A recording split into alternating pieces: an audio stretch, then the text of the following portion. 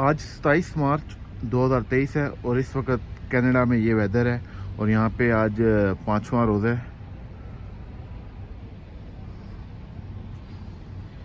और यकीनन ये सारी स्नो मुझे साफ़ करनी पड़ेगी।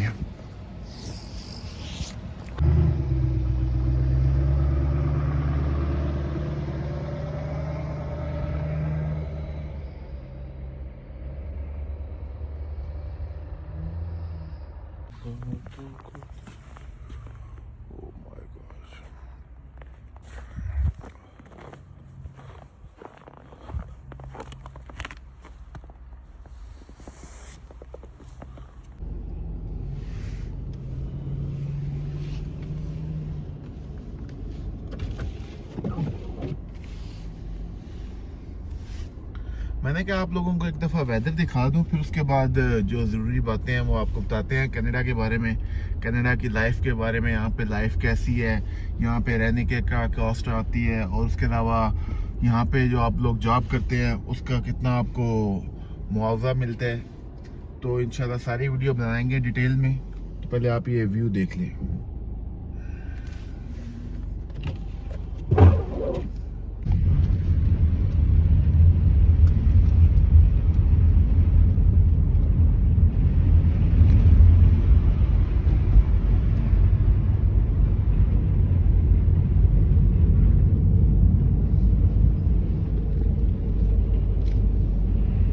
अच्छा जी, कनाडा आने के बहुत सारे तरीके हैं। जिन तरीकों में चंद एक वर्क परमिट है और उसके अलावा एक स्टडी वीज़ा है और उसके अलावा एक स्पाउसल केस है। ठीक है, तो मैं जब आया था इधर स्पाउसल केस पे आया हूँ। मेरा केस हुआ था तकरीबन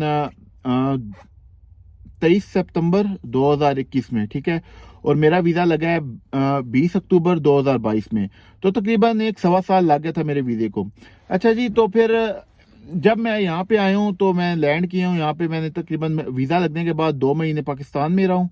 फिर उसके बाद मैं इधर लैंड किया हूँ 20 दिसंबर 2022 को। पीआर कार्ड आ गया 15 फेब 2023 को।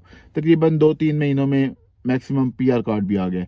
अच्छा, इसके अलावा जब पाकिस्तान में था सोचते थे कनाडा जाएंगे, उधर जाके ये करेंगे वो करेंगे, लेकिन जो वो चीज़ है और यहाँ पे आके रियलिटी बहुत डिफरेंट है। जब मैं लैंड किया हूँ उस वक्त कनाडा का टेम्परेचर था -35 और इतनी ठंड थी, इतनी सर्दी थी कि इवन के आधे मिनट के लिए मैंने अपने सिर्फ बैग गाड़ी में रखने थे, वो रखने का मुझे मौका नहीं मिला। मतलब हाथ मेरे बर्फ बन चुके थे। ये हाल था कनाडा में जब मैं लैंड की हूँ। लेकिन आस्ता आस्ता वक्त गुजरता गया और हालात बेहतर होते रहे और मौसम अच्छा होता रहा। अभी तकरीबन मार्च का महीना चल रहा है और अभी भी तकरीबन टेम्परेचर -11 डिग्री है। तो जब मैं इधर कनाडा में आया तो सबसे पहले क्या करना पड़ता है, सब ऑब्वियसली सबसे पहले बंदे को, हर बंदा जो भी as a PR immigrant land करता है इधर, तो उसको सिन नंबर अप्लाई करना पड़ता है। सबसे पहले सिन नंबर बनवाओ। सिन नंबर बनवाया और SIN number stand for social insurance number. और सिन नंबर के बाद जो अगला काम है वो आप बैंक अकाउंट बनवा लें। ठीक है, बैंक अकाउंट आपका बन जाएगा। लेकिन जो आपके पास पीआर कार्ड का वो जो लैंडिंग पेपर होता है ना, वो आपने साथ लाजमी रखना है, क्योंकि आपके पास वो पेपर होगा तो वो आपका बैंक अकाउंट यहाँ पे ओपन करेंगे।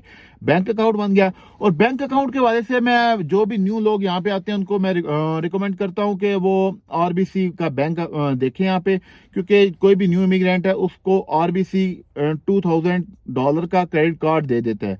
ऑब्वियसली क्रेडिट जब हम यूज करते हैं उसको 21 डेज में वापस करना होता है। लेकिन एक नए बंदे के लिए थोड़ी बहुत अपॉर्चुनिटी मिल जाती है कि उसके पास कुछ ना कुछ क्रेडिट आ गया, अगर उसको एक इमरजेंसी पैसों की जरूरत है तो वो इस्तेमाल कर सकता है। और उसके अलावा जब मेरा बैंक अकाउंट बन गया, फिर उसके अलावा मेरा नेक्स्ट काम था कि मैंने हेल्थ कार्ड बनवाना था। तो हेल्थ कार्ड के लिए लाजमी होता है कि आपका यहाँ पे रेजिडेंट होना, या फिर आपके नाम पे कोई बिल आया हो, या फिर आप जिस घर में रह रहे हो उसका आपके नाम से एड्रेस हो। तो फिर मैंने सिम नंबर अप्लाई किया, सिम ली मैंने। जब मैंने सिम ली तो मेरा ऑब्वियसली वो डॉक्यूमेंट बन गया जिसके ऊपर मेरा नाम था, मेरे घर का पता वगैरह था। तो वो मेरे लिए दो काम हो गए। एक तो मुझे सिम नंबर मिल गया यहाँ पे, और उसके अलावा दूसरा मेरा हेल्थ कार्ड अप्लाई हो गया। और फिर हम इधर रजिस्ट्री गए, उधर जाके अपना हेल्थ कार्ड अप्लाई किया। हेल्थ कार्ड अप्लाई करने के बाद फिर नेक्स्ट काम था कि यहाँ पे हमने लेनी थी ड्राइविंग। ड्राइविंग के लिए ड्राइविंग लर्नर लेना पड़ता है पहले। ऑब्वियसली उसकी तैयारी वगैरह की थी काफ़ी, पाकिस्तान में भी इधर भी। तो जो नॉलेज टेस्ट होता है ड्राइविंग का, वो 30 क्वेश्चन होते हैं, उसमें से आपने 25 करेक्ट करने हैं। आप जब क्वेश्चन के आंसर दे रहे हैं तो आपके पास ऑप्शन जरूर होता है कि आप स्किप कर सकते हैं, लेकिन जब एट द एंड आप स्किप कर चुके होते हैं, जब स्किप वाले क्वेश्चन रिपीट होते हैं ना, तो आपको उस वक्त ऑप्शन नहीं दिया जाता कि दोबारा उनको स्किप करें। उस वक्त आपने उनका करेक्ट या रॉन्ग आंसर लगाना ही लगाना है। तो वहां पे अगर आपका तुक्का लग गया तो पास, नहीं तो दोबारा आप ट्राई कर सकते हैं। जो नॉलेज टेस्ट होता है उसकी तकरीबन $18 और $20 इसकी फीस होती है। तो नॉलेज टेस्ट हम रोज भी दे सकते हैं। फिर उसके बाद नॉलेज टेस्ट पास करना इतना मुश्किल नहीं है, क्योंकि अगर कोई बंदा नहीं पास करता पहली दूसरी तीसरी दफा, तो मोस्टली उसको जा जा के नॉलेज टेस्ट दे दे के इतना आइडिया जरूर हो जाता है कि काफी सारे क्वेश्चन उसमें से रिपीट होते हैं। उसके अलावा जब नॉलेज टेस्ट आपने पास कर लिया तो ऑब्वियसली आपने फिर रोड टेस्ट देना है। यहाँ पे रोड टेस्ट के लिए 2-3 चीजें हैं। मेरा तो कजन था यहाँ पे मोहम्मद तलखा, उसने मेरी बहुत मदद की है। मैं तो ऑलमोस्ट पाकिस्तान में भी तकरीबन 7-8 साल ड्राइविंग करता रहा हूँ, गाड़ी शाड़ी चलाता रहा हूँ, तो मेरे पास थोड़ा बहुत रोड सेंस था और स्टीयरिंग की ग्रिप थी। तो उस वजह से मुझे इतना मुश्किल नहीं लगा, क्योंकि मुझे उसने प्रैक्टिस करवाई है मेरे कजन ने, और प्रैक्टिस भी उसने बहुत अच्छे तरीके से करवाई है। जैसे यहाँ पे ड्राइविंग क्लास बने हैं, मुख्तलिफ स्कूल बने हैं, जैसे यहाँ पे इंस्ट्रक्टर आपको सिखाते हैं उसी तरह उसने मुझे गाइड किया हर हवाले से। उससे मैंने तकरीबन 10-12 क्लासें ली होंगी रोड टेस्ट की। रोज हम तकरीबन आधा घंटा घंटा के लिए जाते थे। वो सीख यहाँ पे वो बंदा सकता है जिसने यहाँ पे नॉलेज टेस्ट पास करके वो लर्नर लिया हो। अगर आपके पास लर्नर नहीं है तो आप ड्राइविंग सीट पे नहीं बैठ सकते। अब मैं लर्नर लेके मैं अपने कजन के साथ ड्राइविंग मैंने सीखना शुरू कर दी। यहाँ पे रूल्स एंड रेगुलेशन को देखना शुरू कर दिया, कहाँ पे कैसे स्टॉप करते हैं, और दूसरों लोगों का जो राइट है वो देना, जो अपना राइट है उस राइट पे हमने राइट इस्तेमाल करना है, पीछे वाले ड्राइवर को ऑब्स्ट्रक्ट नहीं करना, और बहुत सारी चीजें होती हैं। जब मतलब यहाँ पे लोग आते हैं, यहाँ पे ड्राइविंग वगैरह करते हैं, तो फिर उन्हें समझ आती है कि हाँ मैंने तो ये करना था लेकिन मैंने ये किया। तो बहुत सारी चीजें तब भी समझ आती है जब बंदा टेस्ट पास कर लेता है। तो रोड टेस्ट में ये होता है कि अगर तो आपका कोई कजन है या कोई भी जानने वाला यहाँ पे आपको ड्राइविंग सिखा सकता है और आपका स्टीयरिंग पे ग्रिप है तो आप उससे सीख सकते हैं। लेकिन मैं आपको रिकमेंड करता हूँ कि आके यहाँ पे कम से कम 4 से 5 क्लासें लें। एक क्लास 2-2 घंटे की होती है, और उसको तकरीबन एक क्लास के यहाँ पे जो इंस्ट्रक्टर होते हैं आपसे तकरीबन ऑलमोस्ट $120-150 चार्ज कर लेते हैं। लेकिन उसका फायदा ये होगा कि आपने 5 क्लासें ली, $1,000-1,500 आप मैक्सिमम लगा दें इंस्ट्रक्टर के पास। उसका फायदा आपको ये होगा कि आप पहली ट्राई में नहीं तो दूसरी ट्राई में लाजमी पास कर लेंगे, क्योंकि वो आपको ऐसा करते हैं, या तो रूट भी सेम इस्तेमाल करते हैं जो आपसे इंस्ट्रक्टर इस्तेमाल करवाता है, क्योंकि उन्हें आइडिया हो जाता है, या फिर उसके अलावा इतनी की चीजें बता देते हैं कि आपको काफी हद तक नॉलेज आ जाता है। उसके बाद अगर आपने यहाँ पे टेस्ट बुक करना है तो यहाँ पे क्लास 5 है, क्लास 7। सबसे पहले तो आपके पास क्लास 7 का लर्नर आता है, ठीक है। क्लास 7 का लर्नर आपने कम से कम 1 साल के लिए रखना होता है, और 1 साल के लिए रखने के बाद आप क्लास 5 GDL के लिए आप रोड टेस्ट दे सकते हैं। और अगर इसी तरह कोई बंदा पाकिस्तान या एशियन कंट्री से आया है तो वो अपना पाकिस्तान का लाइसेंस ले आए। वो लाइसेंस जो यहाँ पे ऑनलाइन अगर ये चेक करें तो ऑनलाइन शो होना चाहिए, वो लाइसेंस पाकिस्तान से ले आए तो यहाँ पे जाके रजिस्ट्री को शो करे, रजिस्ट्री आपका वो लाइसेंस ले लेगी और 3-4 दिन का आपसे टाइम लेगी और वो वेरीफाई करेंगे। अगर आपका वो लाइसेंस वेरीफाई हो जाता है तो आप 1 हफ्ते बाद, लाइसेंस वेरीफाई होने के 1 हफ्ते बाद आप फौरी टेस्ट दे सकते हैं। रोड टेस्ट के लिए आप एलिजिबल हो जाते हैं। और अभी ये कनाडा में मार्च 20 के बाद ये रूल आया है, अगर किसी के पास यहाँ पे क्लास 5 GDL लाइसेंस है तो वो अपना रजिस्ट्री जाके उसी लाइसेंस को क्लास 5 एडवांस पे कन्वर्ट करवा सकता है।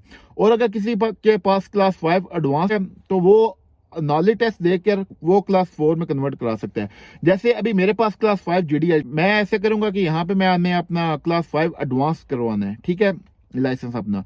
और जब मेरा क्लास 5 एडवांस लाइसेंस हो जाएगा उसके 1 वीक बाद मैंने फिर अपनी दोबारा नॉलेज टेस्ट की तैयारी करके क्लास नॉलेज टेस्ट दे के क्लास 4 का लाइसेंस लेने हैं। जैसा कि इससे पहले ऐसा नहीं था होता यहाँ पे। इससे पहले ये था कि अगर आपके पास क्लास 5 GDL लाइसेंस है, कम से कम वो आपने लाइसेंस 2 साल के लिए रखना है, उसके बाद आपने क्लास 5 एडवांस के लिए अप्लाई करना है। लेकिन मेरा तो पाकिस्तान का लाइसेंस था तो वो अप्रूव हो चुका था, वेरीफाई हो चुका था, तो उस वजह से मुझे यहाँ पे ये राइट मिली थी कि मैं डायरेक्ट क्लास 5 एडवांस का भी टेस्ट दे सकता था। तो बेसिकली सही बताऊं तो मैंने भी अभी मेरी ड्राइविंग काफी अच्छी थी, पाकिस्तान में भी, इधर भी मैंने काफी प्रैक्टिस की थी, लेकिन रोड टेस्ट फिर भी मैंने पहली दफा पास नहीं था किया। तो कोई बंदा अगर ये सोचे ना कि आप रोड टेस्ट पहली दफ़ा पास कर लोगे, तो ऐसा नहीं है। रोड टेस्ट पहली दफ़ा पास करना, हाँ, अगर यहाँ पे आप प्रॉपर क्लासेस ले रहे हो ड्राइविंग स्कूल से, तो फिर आपके चांसेस हैं। तो मैं तो आपको रिकमेंड करता हूँ कि यहाँ पे आके कभी भी आप क्लास 5 एडवांस का डायरेक्ट टेस्ट ना दें, क्योंकि मैंने क्लास 5 एडवांस का डायरेक्ट टेस्ट दिया था, जिसकी वजह से वो मैंने पास नहीं किया। फिर मैंने क्या किया कि मैंने क्लास 5 जीडीएल का टेस्ट दिया। क्लास 5 एडवांस है, वो टेस्ट यहाँ पे 1 आवर के लिए होता है, और ये जो क्लास 5 जीडीएल है वो टेस्ट यहाँ पे 30 मिनट के लिए होता है। तो ऑब्वियसली 30 मिनट में आपको कम चांसेस है आप कम गलतियां करोगे, और 1 घंटे में आपको ज्यादा चांसेस है कोई ना कोई आपसे मिस्टेक हो सकती है। तो इसलिए मैं रिकमेंड करता हूँ कि कोई भी नया बंदा यहाँ पे आता है तो उससे क्लास 5 जीडीएल पहले लेना चाहिए, फिर उसके बाद क्लास 5 एडवांस। और जैसे जैसे लोग यहाँ पे ड्राइविंग करते रहते हैं, उन्हें बहुत सारी चीजें समझ आती हैं कि ये चीज यहाँ से ऐसे करना था, मैंने ऐसे किया। फिर यहाँ पे जब मैं ड्राइविंग करना शुरू कर दी तो बहुत सारी बातें समझ आई। ये चीजें थी जी ड्राइविंग के हवाले से, और नया बंदा यहाँ पे आए तो क्या क्या चीजें करनी पड़ती हैं, ठीक है। अच्छा, उसके बाद अगर आपने यहाँ पे जॉब करनी है, तो नए बंदे के लिए बेशक आप पाकिस्तान में डॉक्टर है, इंजीनियर है, या कुछ भी है, किसी भी अच्छी पोस्ट पे है, यहाँ पे आके आपको कुछ ना कुछ सफर करना पड़ेगा। क्योंकि यहाँ पे आपने या तो अपनी एजुकेशन को कंटिन्यू करना है, यहाँ पे आपने लाइसेंस लेके सर्टिफिकेट लेके वो काम करना है। कोई भी यहाँ पे मिनिमम वेज वाला जो काम है वो आपने स्टार्ट करना है, क्योंकि यहाँ पे जो मिनिमम वेज है वो स्टार्ट होती है $15 पर आवर से। तो यहाँ पे आपने वो जॉब स्टार्ट करनी है, और जॉब यहाँ पे आसान नहीं है, बहुत मुश्किल भी नहीं है, आसान भी नहीं है। लेकिन जाहिर सी बात है, हम पाकिस्तान से आते हैं या किसी भी एशियन कंट्री से होते हैं, तो हम हार्ड वर्क भी कर लेते हैं, तो हमारे लिए इतना मुश्किल नहीं होता। तो यहाँ पे बंदे को मुझे तकरीबन 3 महीने हो गए यहाँ पे, 3 महीनों में जो चीज मैंने सीखी है वो मैं आपको जरूर बताऊंगा। कि यहाँ पे आके तो शुरू आके तो कोई बंदा भी अपना बिजनेस नहीं कर सकता, लेकिन टाइम के साथ साथ आपको यहाँ पे आके कुछ ना कुछ, या फिर आपके पास कोई हुनर होना चाहिए। अगर हुनर नहीं है तो इतनी जरूरी इन्वेस्टमेंट होनी चाहिए कुछ अरसे बाद कि आप यहाँ पे आप अपना छोटे लेवल पे बेशक अपना कारोबार स्टार्ट कर लें। कोई भी बिजनेस में आप आ जाएं तो बिजनेस में यहाँ पे आपके अच्छी इनकम बन जाती है। उसके अलावा तो ये चीजें थी मेन जो आपके क्वेश्चन होंगे आप कमेंट बॉक्स में जरूर पूछिएगा, तो मैं आपको उनका जवाब दे दूंगा। जो बात है पूछ सकते हैं आप। ओके, अपना सब बहुत ख्याल रखिएगा। अल्लाह हाफिज।